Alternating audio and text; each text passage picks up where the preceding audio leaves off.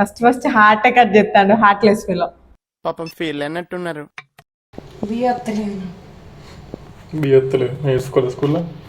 స్కూల్లో ఇప్పుడే కరెంట్ వచ్చింది, బాకీ ఉన్నది మాకు కర్రీ.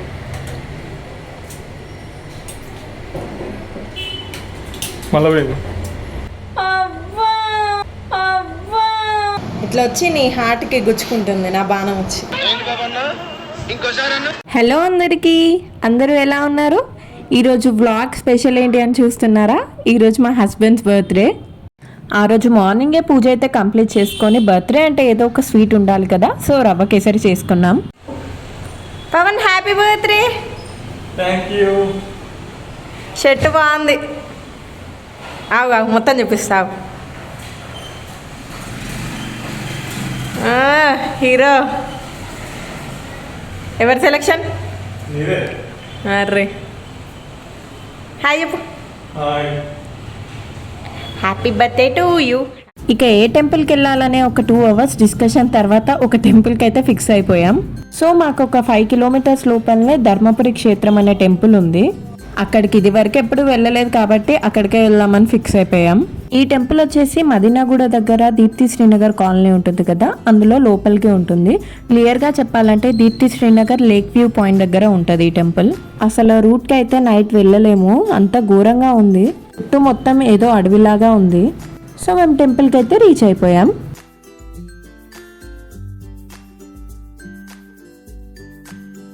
ఇక్కడ నాకు మెయిన్ ఎంట్రీ చాలా బాగా నచ్చింది. ఇలా చుట్టూ చెట్లతో చాలా మంచిగా అనిపించింది. మేము ముందే యూట్యూబ్లో మొత్తం టెంపుల్ గురించి కనుక్కొని వెళ్ళాము. బట్ యూట్యూబ్లో చూపించిన దానికంటే రియాలిటీగా టెంపుల్ ఇంకా బాగుంది. లోపలికి వెళ్ళగానే మనకు ఎదురుగా ఫస్ట్ ఆంజనేయ స్వామి టెంపుల్ ఉంటుంది. సో ఇక అక్కడ గుడి చుట్టూ 3 rounds తిరిగి ఆంజనేయ స్వామికి దండం పెట్టుకొని వేరే టెంపుల్కి వెళ్ళాం. వేరే టెంపుల్ అంటే అదే టెంపుల్లో ఇంకొక దేవుని దగ్గరికి వెళ్ళాము.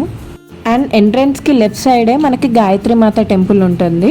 అక్కడ దండం పెట్టుకుని దాని పక్కనే విశ్వంబర దాసు దేవాలయం ఉంది. విశ్వంబర దాసు అంటే ఒక సాధువు. మనం లోపలికి వెళ్ళగానే ఇలా చుట్టూ సాధువుల విగ్రహాలు ఉంటాయి. ఇక్కడ చూపిస్తున్న వాటిలలో ఫస్ట్ విగ్రహం వచ్చేసి రమణ మహర్షి, అందరికీ తెలుసు కదా. ఇక్కడ అన్ని చిన్న చిన్న విగ్రహాల మధ్యలో ఒక పెద్ద విగ్రహం ఉంది, అదే విశ్వంబర దాసు మహర్షి విగ్రహం. మీలో ఎవరికైనా విశ్వంబర దాసు మహర్షి తెలుసా? నేనైతే ఇదే ఫస్ట్ టైం చూస్తున్నా. నెక్స్ట్ ఇక్కడ ఆంజనేయ స్వామి టెంపుల్ వెనకాల ఇంకా చాలా టెంపుల్స్ ఉంటాయి. ఆ రోజు వెదర్ అంతా కూడా చాలా చల్లగా ఉండే, మంచిగా పీస్ఫుల్గా అనిపించింది ఆ రోజంతా. ఇక్కడ శివాలయంకి ఎంటర్ అవ్వగానే ఇక్కడ శివుడి విగ్రహం ఉంది. ఇక మేము దర్శనం కోసం లోపలికి వెళ్ళిపోయాం. మేము ఫోన్లో సెర్చ్ చేసినప్పుడు ఏమని ఉందంటే ఈ టెంపుల్లోనే స్ఫటికలింగం ఉంటుంది. తెలంగాణలో స్ఫటికలింగం ఓన్లీ ఈ టెంపుల్లోనే ఉంటుందట.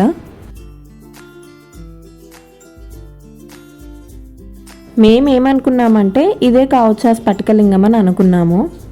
బట్ స్ఫటికలింగం గ్లాస్ లాగా ఉంటుంది కదా, మేమేమో తప్పు చూసామేమో, వేరే టెంపుల్లో ఉంటుంది కావచ్చు అది అని అనుకున్నాము.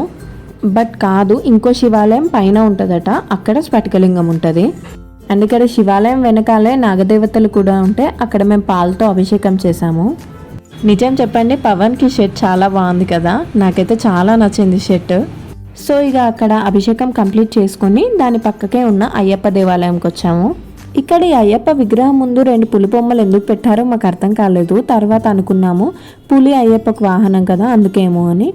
బట్ తర్వాత నేను గూగుల్లో సెర్చ్ చేస్తే తెలిసింది ఏంటంటే అయ్యప్పకు వాహనం హార్స్ అట. నేను ఇన్ని రోజులు పులే అనుకున్నాను, ఎందుకంటే అన్ని ఫొటోస్లో పులి మీద కూర్చున్నట్టే ఉంటాడు కదా అయ్యప్ప. ఈ టెంపుల్కి మెయిన్ హిస్టరీ ఏంటంటే ఇక్కడ రావి చెట్టు వేప చెట్టు కలిసి ఉన్నాయి కదా, దాని కింద అమ్మవారు వెలిసారట. సేమ్ నాకు వరంగల్లో భద్రకాళి అమ్మవారిని చూసినట్టే అనిపించింది. ఇక్కడ ఈ అమ్మవారికి ఎదురుగానే దుర్గాదేవి టెంపుల్ కూడా ఉంటుంది. అక్కడ కూడా దర్శనం చేసుకొని నెక్స్ట్ టెంపుల్కి వెళ్ళాము. నెక్స్ట్ వచ్చేసి సరస్వతి దేవి ఆలయం. ఇక్కడ ఈ ఇండియా మ్యాప్ ఎందుకు పెట్టారా అనుకున్నారా? అక్కడ కనిపిస్తున్నవన్నీ అమ్మవారి శక్తిపీఠాలు, అవి ఎక్కడెక్కడ ఉన్నాయో మెన్షన్ చేశారు. అండ్ దీని పక్కనే గోశాల కూడా ఉంటుంది. ఇక్కడ ఈ టెంపుల్లో నాకు నచ్చిన విషయం ఏంటంటే ఈ ఉయ్యాలలు అండ్ మనం రిలాక్స్ కావడానికి కొన్ని కుర్చీలు కూడా మంచిగా ఉన్నాయి. చిన్న పిల్లలతో వస్తే మాత్రం అసలు టెన్షనే ఉండదు. ఇక్కడ ఈ ఎద్దు కనిపిస్తుంది కదా, ఇదైతే భలే ఉంది. వాళ్ళ ఓనర్ ఎలా చెప్తే అలానే వెళ్తుంది, ఎక్కడికి వెళ్ళమంటే అక్కడికి వెళ్తుంది. అక్కడి నుంచి తిరిగి గోశాలకు వెళ్ళమన్నాడు, అది చక్కగా ఎంత మంచిగా వెళ్తుందో చూడండి. తర్వాత ఇక మేము సరస్వతి అమ్మవారి ఆలయంకి అయితే వచ్చేసాం. అసలు ఈ టెంపుల్లో అయితే ఎక్కడ చూసినా చెట్లే, ఫుల్ చెట్లు మొత్తం గుడి చుట్టూ.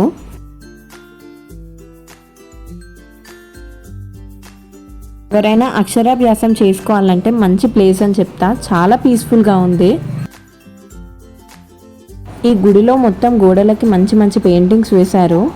అండ్ ఇక్కడ మా హస్బెండ్ ఏదో చదువుతున్నాడు సంస్కృత భాష గురించి. సంస్కృత భాష ఎలా పుట్టింది ఏంటి అనేది అక్కడ రాశారు. ఇక మేము ఇక్కడ అమ్మవారిని దర్శనం చేసుకొని అయితే బయటకు వచ్చేసాం.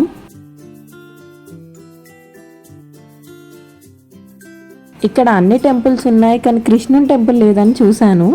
బట్ సరస్వతి అమ్మవారి పక్కకి చిన్న చిన్న గుళ్ళు కొన్ని ఉన్నాయి, అందులో ఉన్నాడు కృష్ణుడు.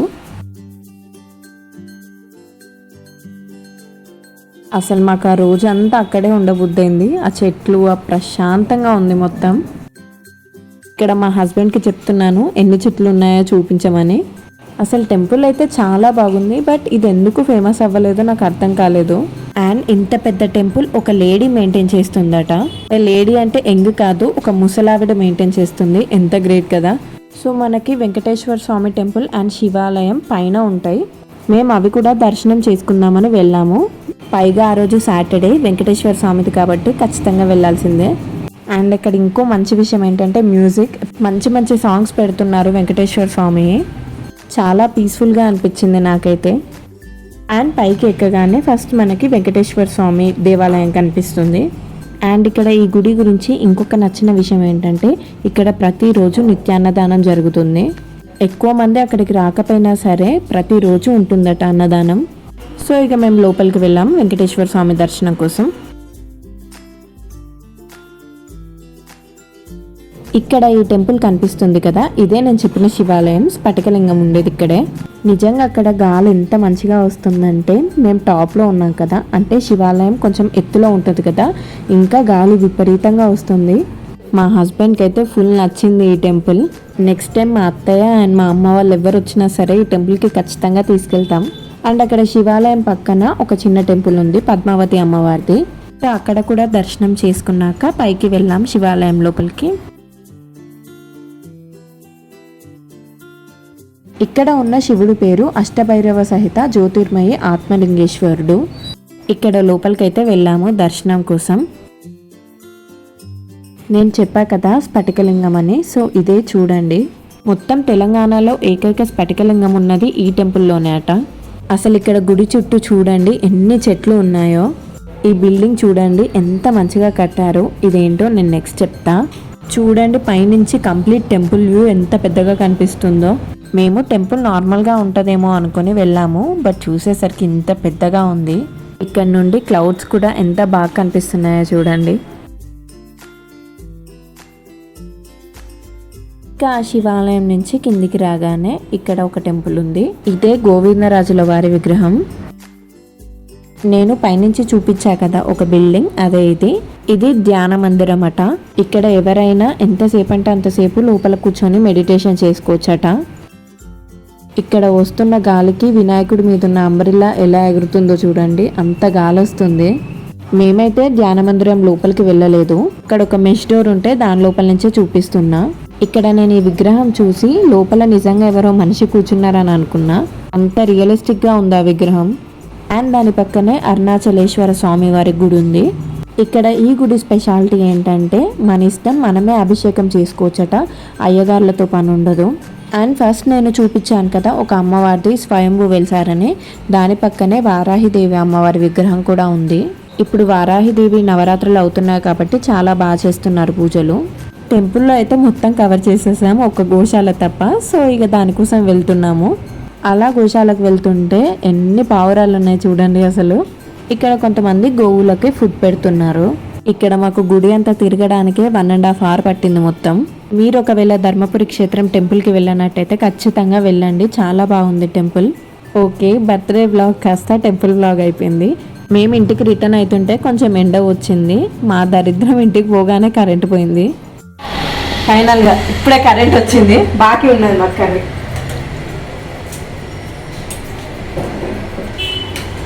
మళ్ళీ పోయింది.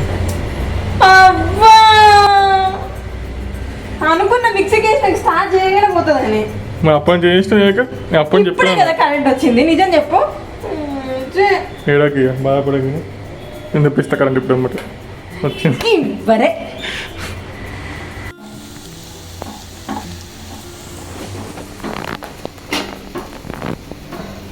కూతులకి ఆనియన్స్ మంచిగా వేయించుకోవాలి, దీన్ని ఏమంటారు గోలించుకోవాలి, తెలుసు గోల్డెన్ కలర్ రావాలి. అసలు మేము ఏం చేస్తామో తెలుసా మీకు? తెలియదు. ఏం చేస్తున్నా? Egg curry.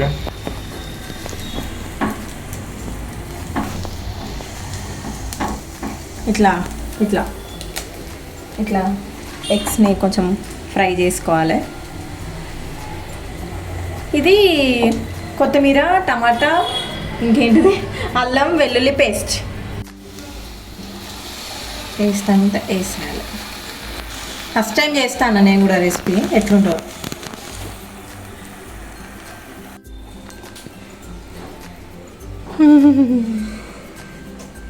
అబ్బా ఇంతసేపు నేనే చేసిన, ఇప్పుడు చెమటలు తుడుచుకుంటాను పెద్ద. చుండ్లతో తెలుసుకోపోతే ఏం చేస్తారు? ఎట్లుంటుంది అనుకుంటాను కర్రీ? ఎగ్ కర్రీ పెట్టుకుంటారు అనుకుంటాను. చా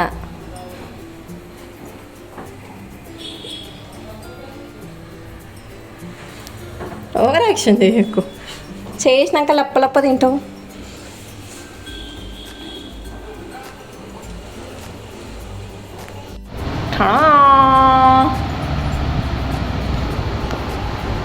ఏందా రియాక్షన్? బాగుంది కదా, చూద్దాం, తిని చూద్దాం. అండ్ ఇక ఈవినింగ్ అయింది, ఇట్స్ కేక్ కటింగ్ టైం. మా హస్బెండ్ కోసం ఈసారి నేనే కేక్ చేశాను. మేమిద్దరమే ఉన్నాం కాబట్టి కొంచెం తక్కువ క్వాంటిటీ చేశాను. నాకు మైదా కేక్ అంటే ఈ బార్బన్ బిస్కెట్స్ కేక్స్ చాలా నచ్చుతుంది. ఒకవేళ మీకు ఎవరికైనా ప్రాసెస్ తెలియదంటే ఈ వీడియోలో చూసేయండి, ఎలా చేయాలో చెప్తాను. ఫస్ట్ కొన్ని బార్బన్ బిస్కెట్స్ తీసుకొని అవి మిక్సీ జార్లో వేసేసి ఫైన్గా పౌడర్ చేసేసుకోవాలి. బిస్కెట్స్ అన్నీ మంచిగా గ్రైండ్ అయ్యేదాకా చేసుకోండి, లేకపోతే బిస్కెట్స్ చిన్న చిన్న పార్ట్స్ ఉంటే కేక్ సరిగ్గా రాదు. తర్వాత ఆ పౌడర్ అంతా ఒక బౌల్లోకి ట్రాన్స్ఫర్ చేసుకోండి. నేనైతే ఇందులో ఒక ప్యాకెట్ ఆఫ్ ఈనో పౌడర్ వేస్తున్నాను. ఒకవేళ మీ దగ్గర బేకింగ్ పౌడర్ ఉంటే అదే వేసుకోండి. ఇది మొత్తం మంచిగా కలిసే విధంగా కలుపుకోండి. దాంట్లోనే కొన్ని పాలు పోసుకుంటూ కలుపుకోండి. నా దగ్గర విస్కర్ ఉండే కానీ అది పైన పడేసాను. మీ దగ్గర విస్కర్ ఉంటే దాంతోనే కలుపుకోండి, మంచిగా కలుపుతుంది. అండ్ మీరు కేక్ దేంట్లో చేసుకోవాలనుకుంటున్నారో ఆ గిన్నె తీసుకొని దాని బేస్ అనేది నెయ్యితో మొత్తం రాయండి. నా దగ్గర కేక్ మౌల్స్ లేవు, సో అందుకే నేను ఈ స్టీల్ గిన్నె తీసుకున్నాను. మీరు నెయ్యికి బదులు ఏ గ్రీజ్ అయినా యూజ్ చేయొచ్చు, అంటే ఆయిల్ లేదా బటర్ ఏదైనా యూజ్ చేయొచ్చు. ఒకవేళ మీ దగ్గర బటర్ పేపర్ ఉంటే ఇంకా బెటర్, చాలా మంచిగా వస్తుంది. తర్వాత ఆ నెయ్యి పైన ఇలా పిండి చల్లుకోవాలి, అతుక్కోకుండా వస్తుంది. తర్వాత మనం ప్రిపేర్ చేసుకున్న బ్యాటర్ని అందులోకి పోసుకోవాలి. ఎప్పుడైనా సరే బ్యాటర్ పోసుకున్నాక ఇలా గిన్నెని ట్యాప్ చేస్తూ ఉండాలి, అప్పుడే వాటర్ బబుల్స్ లేకుండా చాలా మంచిగా వస్తుంది కేక్. మనం ఎప్పుడైనా సరే కేక్ అనేది డైరెక్ట్ హీట్ మీద చేయొద్దు, అంటే వేడి డైరెక్ట్గా మనం చేసే గిన్నెకి తగలొద్దన్నమాట. సో అందుకే నేను ఇక్కడ ఒక కుక్కర్ తీసుకొని దాని మీద ఒక ప్లేట్ పెట్టి దానిపైన గిన్నె పెడుతున్నాను. మీరు ఎప్పుడైనా కేక్ బేక్ చేసే ముందు కుక్కర్ అనేది ప్రీ హీట్ చేసుకోండి. నేను ఇక్కడ అది మర్చిపోయాను, బట్ అయినా సరే కేక్ నాకు బాగానే వచ్చింది. నాకు కేక్ కంప్లీట్ అవ్వడానికి 40 మినిట్స్ పట్టింది లో హీట్ మీద. ఇక ఆ కేక్ అనేది బయటికి తీసేసి కూల్ అయ్యేదాకా వెయిట్ చేయాలి. కొంచెం కూల్ అయ్యాక దాని ఎడ్జెస్ అనేది ఇలా చాక్తో ఇలా అనుకోవాలి, సో మన కేక్ అనేది ఈజీగా వస్తుంది. అండ్ ఇక్కడ నేను ఒక ప్లేట్ తీసుకొని దానిపైన నా గిన్నె బోర్లించుకున్నాను. అది బోర్లించి వెంటనే తీయకుండా ఇలా పైన ట్యాప్ చేస్తే ఈజీగా వస్తుంది కేక్ అతుక్కోకుండా. నేను అది రివర్స్ తిప్పుదామనుకుంటే కేక్ చాలా సాఫ్ట్గా ఉండే పైన కొంచెం ఊసిపోయింది, సో అందుకే అది అలానే ఉంచి దాన్నే డెకరేట్ చేశాను. అండ్ ఇక్కడ నేను అదే చాక్లెట్స్తో క్రీమ్ చేశాను. దాన్ని ఇలా కేక్ పైన అంతా స్ప్రెడ్ చేసుకోవాలి. కొంచెం చాక్లెట్ అంటే ఇష్టం ఉన్న వాళ్ళకి బాగా నచ్చుతుంది కేక్. అండ్ అదే బిస్కెట్స్ తోటి పౌడర్ చేసుకున్నాను నేను, దాన్ని దీనిపైన చల్లుకున్నాను. మా మ్యారేజ్ అయ్యి 2 years అయినా ఇప్పటి వరకు నేను ఎప్పుడూ చేయలేదు కేక్. ఇప్పటికి తీరింది నా కేక్ చేయడానికి. అలా ప్లెయిన్గా ఉంచితే ఏం బాగుంటుందని నేనే జీడిపప్పులతోనే దానిపైన HBD అని రాస్తున్నాను. బియ్యత్తలేదు నేర్చుకోలేదు స్కూల్లో. చూడండి మా హస్బెండ్ ఎలా ఏడిపిస్తున్నారో. బీ సరిగ్గా రావట్లేదంటే చిన్నప్పుడు నర్సరీలో నేర్చుకోలేదా అంటున్నాడు. అండ్ కింద చిన్న లవ్ సింబల్ కూడా వేశాను.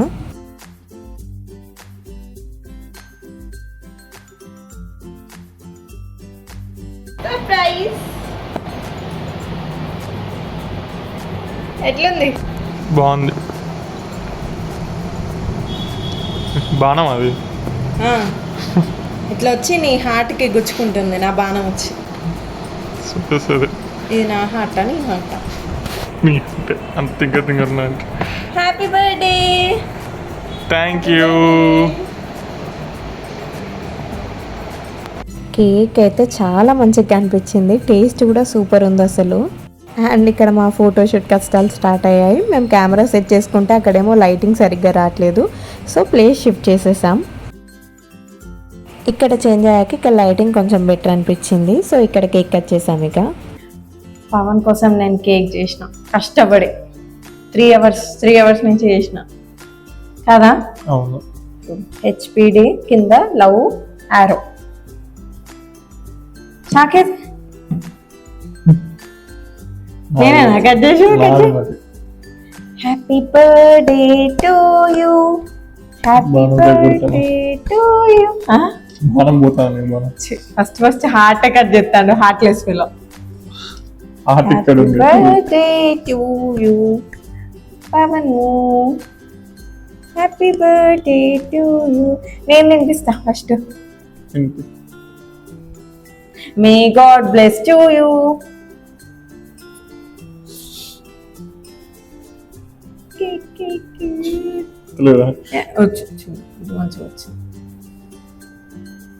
Happy birthday. బాగుందా నిజంగా?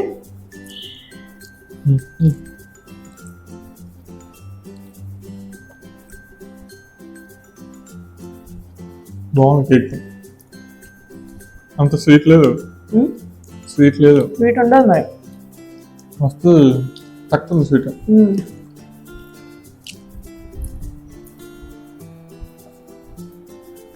పవన్కి విష్ చేసిన ప్రతి ఒక్కరికి థ్యాంక్ యూ. వీడియోలోనే చెప్తాను. ఇది ఎగ్లెస్ కేక్, అసలు ఎగ్గేయలేదు ఇందులో. నువ్వు చూసినావు కదా ప్రాసెస్, ఎగ్గేయలేదు. బాగుంది, నచ్చింది నాకు నిజంగా. ప్రామిస్. అదే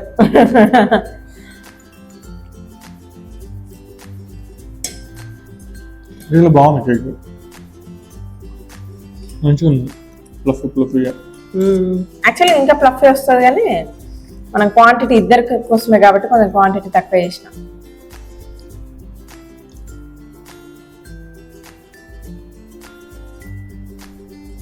బాగుంది. బార్బీ మిస్కి అంత ఇష్టం ఉండదు కానీ బాగుంది, కేక్ బాగుంది.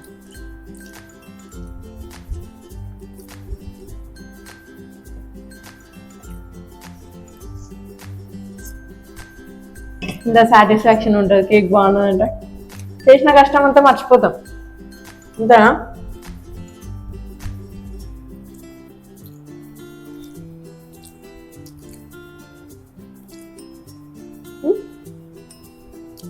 సాటిస్ఫైడ్.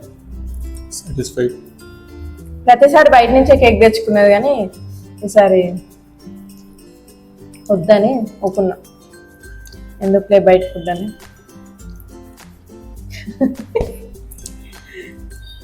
నేను డైట్ మెయింటైన్ చేస్తాను, మొన్నటి నుంచి డైట్ మెయింటైన్ చేస్తాను నేను.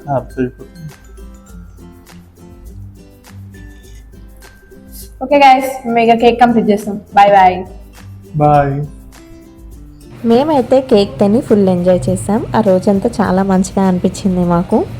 అండ్ ఆ రోజు పవన్కి విష్ చేసిన ప్రతి ఒక్కరికి చాలా thanks. That's for the blog guys. మా వీడియో కనుక మీకు నచ్చినట్టయితే కింద కామెంట్ చేసేయండి. And please don't forget to like, share and subscribe to Pavaneha channel. Bye bye.